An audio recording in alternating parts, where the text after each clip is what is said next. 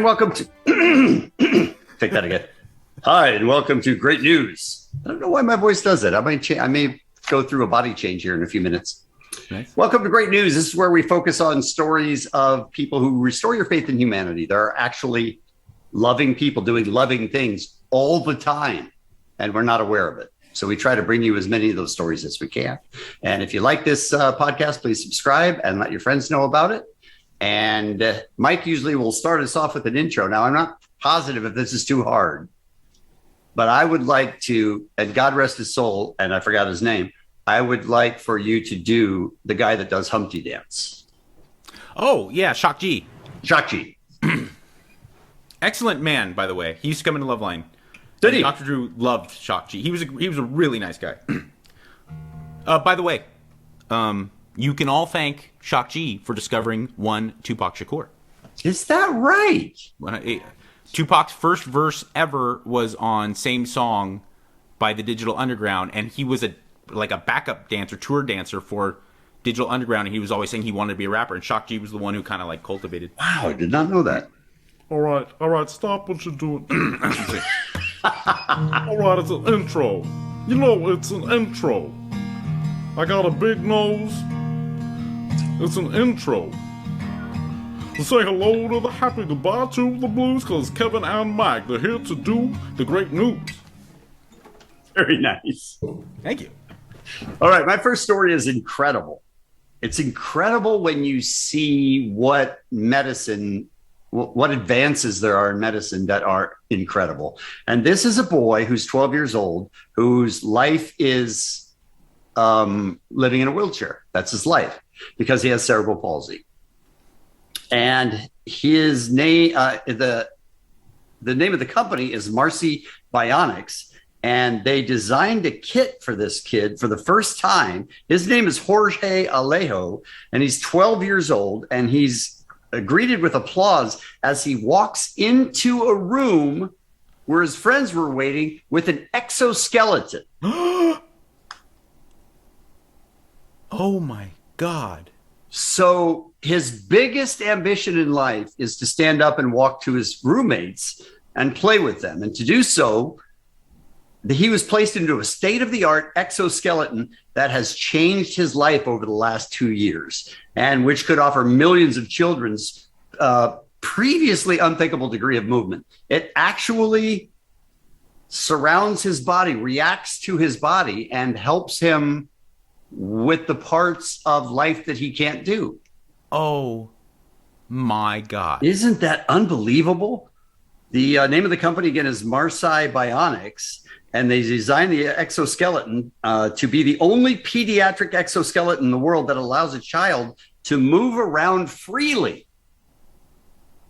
The word unbelievable. Yeah. It's thrown around now to the point that we don't even, that literally, I'm having a hard time wrapping my head around that being a real story. That is so monumentally amazing. And imagine this kid who's lived 12 years, all of them in a wheelchair. So that's his life. That's his life. He's used to it.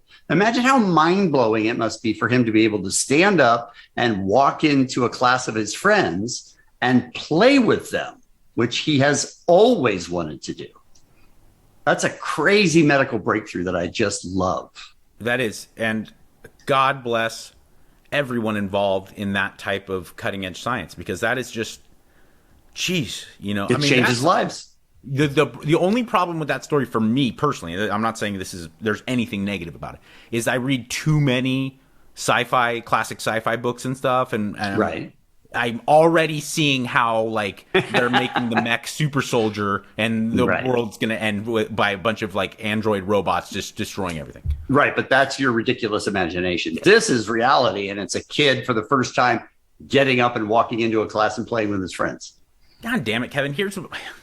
That's so beautiful and so amazing in every way that I can't believe I'm following it up with this story. Although it is absolutely great news. I'm not trying to shoehorn in something.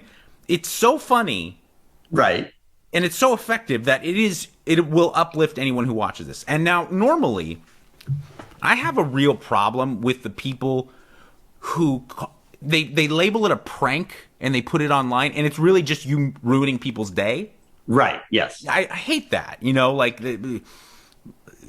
spilling stuff on people, or like any type of like violent touch, or and the people are like, haha, watch me do the tripping old man. I hate that. Right. This is in the classic of Buster Keaton or Sacha Baron Cohen or Jackass. This is a perfectly executed, where no one's negatively affected in the long run, but a lot of setup. A lot of setup for this. Yes. You ever get on a subway in No. New York and it's just there's just nowhere to sit, Yeah. and you're thinking, I wish there was some way without yelling fire or something that I could just get people to move. I could have the car to myself. It would really make my car to yourself. You want everyone out? Watch this.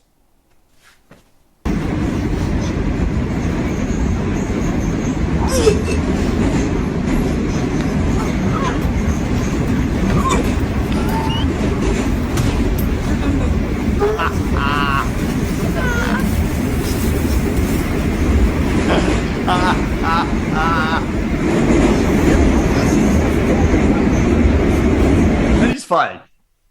Now watch, if we could watch this again. That's genius. Lady number one sprints like Usain Bolt out the door. This is listen, every single one of the people on this train.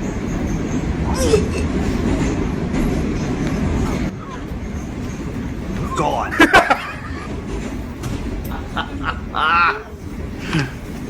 I'm surprised the guy in the rain jacket didn't just stay. If you're a New Yorker for any amount of time, you've probably had urine or other body fluids around you so much that you're like, ooh, this is real. That's what I was going to say, is that all of those people are used to that happening for real. Yeah. So they need to get the hell out. Oh, that's hilarious. Thank you. That is hilarious. Especially, I shouldn't say that, especially now with COVID. There's a 12-year-old who's raising money for Ukraine. Wait, can I pause? What? Can I pause for a second? Yeah. This is why you're the best. Why? You're the best broadcaster in the history of the medium. Why?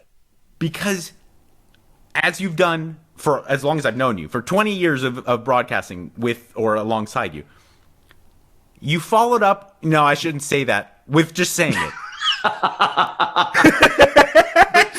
Without hesitating either. Sort of under my breath. You know what it is? It's a disclaimer. It's a disclaimer that I know this is bad, but I'm going to say it anyway. 12-year-old kid is raising money for Ukraine. His name is Gabriel Clark, and he found a way to combine his woodworking skills with his sense of philanthropy. Okay. Watch this story of the 12-year-old who lives in England making a bowl, and how that just not a bowl to smoke, Mike, a bowl, actual bowl. How he turns this into help for refugees in Ukraine. Oh, I really enjoyed doing it when I was quite young. My parents would buy me bits of balsa wood, and my mum gave me her grandpa's hammer and some nails, and I would just create these little sort of sculptures out of balsa wood. And I started to really love the textures of wood and just how simply easy it was to create something magical. Gabriel's dad sent out a tweet to get his son more followers on Instagram. Within a few hours, everything changed. I think it was 16 followers before my dad tweeted. And now I'm on, I think, 227k. My goodness me. I've come home from school and I'll just see like 10,000 more people commenting on my work and going, wow, this is great, well done. It's been really warming to me. It's really meant a lot, actually. This is the ball for Ukraine. This is the one I'm going to set for a raffle. And now he's using the platform to raise money for the children of Ukraine. Gabriel's wooden bowl is going up for auction. But it's got some blue and yellow bands to represent the Ukrainian flag. I'm really sort of starting to realise that I could do something to really help, and it's going to settle me down a little bit inside, I hope. And how much money do you hope to raise? I mean, I'm going to aim high, but I'm hoping to raise £5,000 as like, yeah, as a goal. And already he's smashed that original target, raising more than £60,000 so far. Isn't that insane? Yeah, and he's really good. Now he's up to $325,000. And what they didn't tell you during the story is the reason he started making these bowls is because he wanted to sell them so he could get a bicycle. He wanted a bicycle for himself. Oh, man. And then along the way, he saw what was happening in Ukraine, and he said, I need to help the kids there, and started auctioning them off, and has now raised $325,000 to help children in Ukraine, just by doing what he could in his house with his hands. And he's not going out and doing any grand gesture. He's just doing what he can. No, he found his special ability to contribute, and that's and at such a young age, not only is he incredibly talented with his woodworking, but just so poised and pleasant to listen to. It's bravo, man. That you got me with that one. Mike and I marvel over anybody under 20 that has done anything. Yeah, because just because of who we were. I'm still pushing into my 40s and am not able to do good. Right. Why don't You'll get there, man. You'll get there. Thanks. You just have to believe. Thanks, brother. Yeah. This next story, Kevin, I know I've been peppering you with like the sillier stuff, which is valid. Which I love. But this next one is like real. Just I cried pulling the clip. I'm probably gonna cry right now. I think that any type of dementia or deterioration of your intellectual faculties as you age is just so devastatingly hurtful. Not only obviously to the people it's happening to. I mean, imagine what it must be like to still be alive and not recognize your children sitting in the same room, and then have the intermittent flashbacks of coming to lucidity. And then also, by the way, I've seen that happen in waves. So it'll happen and he won't know my name, and then it'll happen and he will know my name, and then he won't, and then he will. Like it happened. It doesn't just all go at once. It's a painful process. And then obviously, you can speak to it firsthand. The pain of being a loved one who's trying to share what could be the last remaining moments with someone that you care about, and they don't even know that you're there. It's just so incredibly hard. So that when I see a clip like this, where there's that glimmer of love and hope that shines through, I just find it incredibly beautiful. So check this out.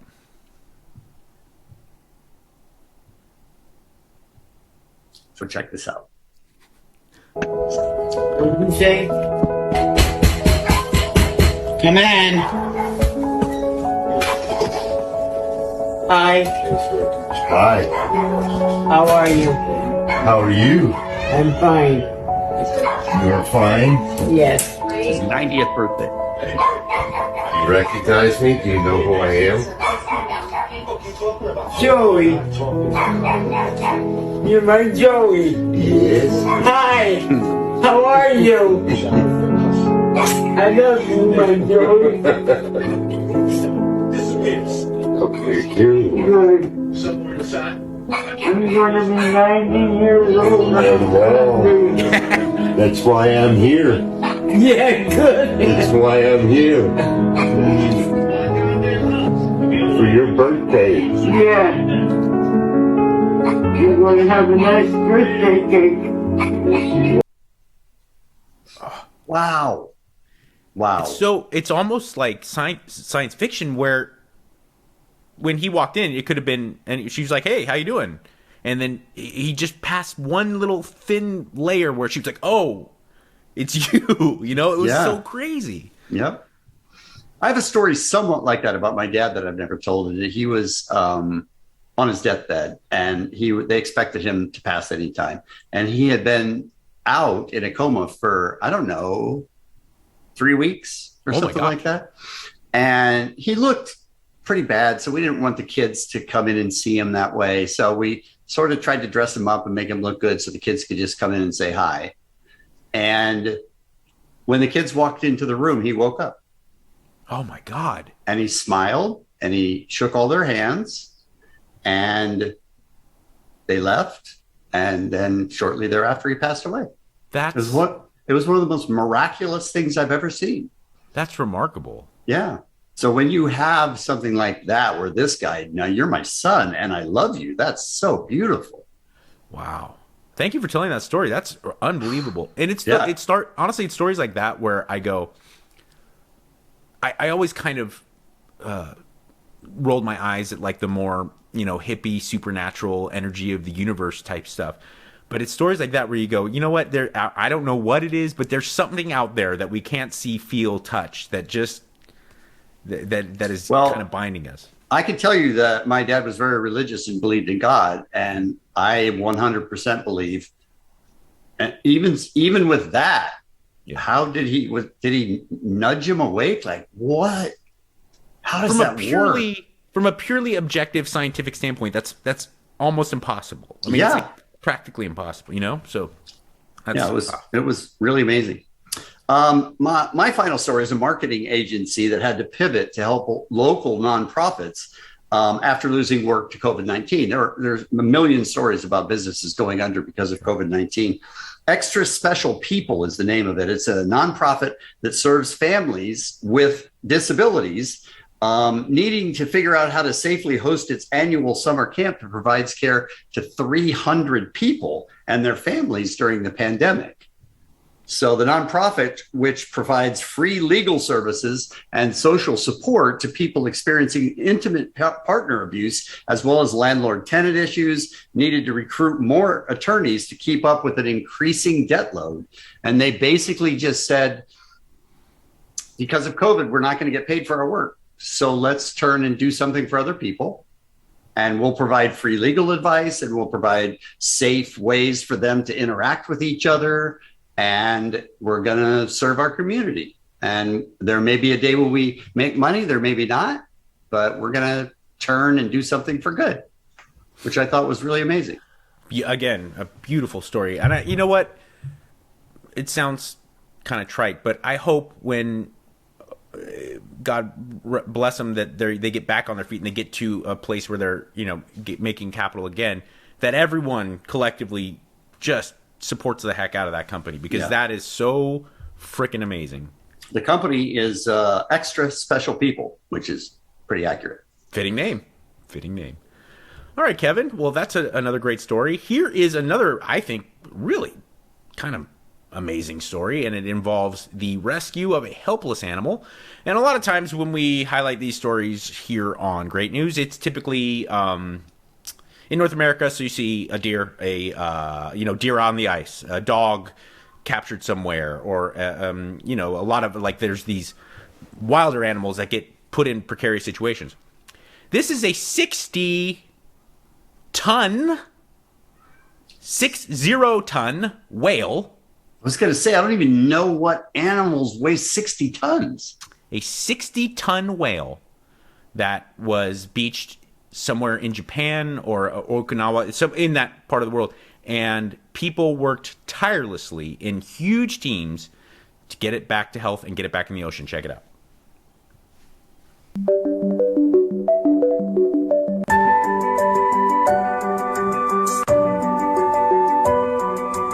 Throwing water on it so it can continue breathing.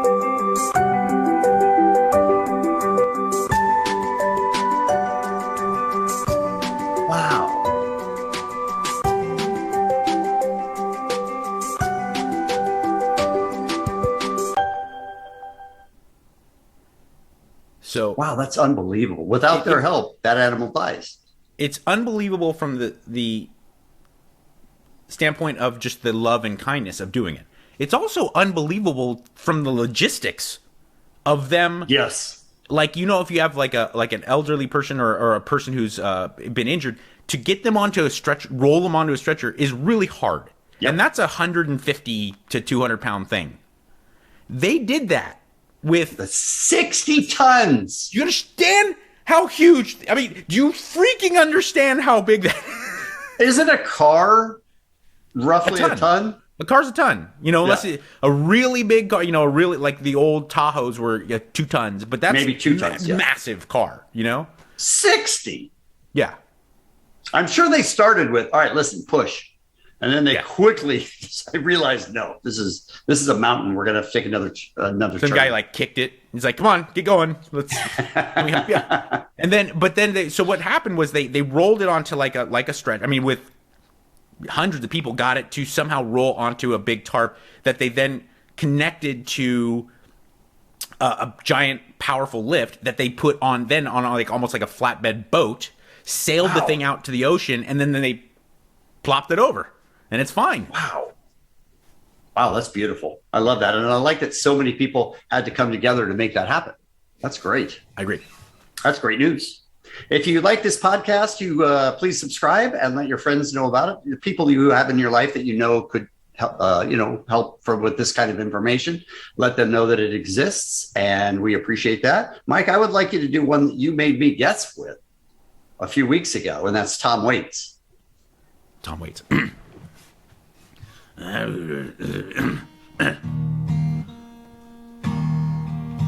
It's an intro. Yeah, baby. It's an outro. It is an outro. It was all for love. Say hello to the happy, goodbye to the blues. It's Kevin and Mike. They're giving you great news, yeah.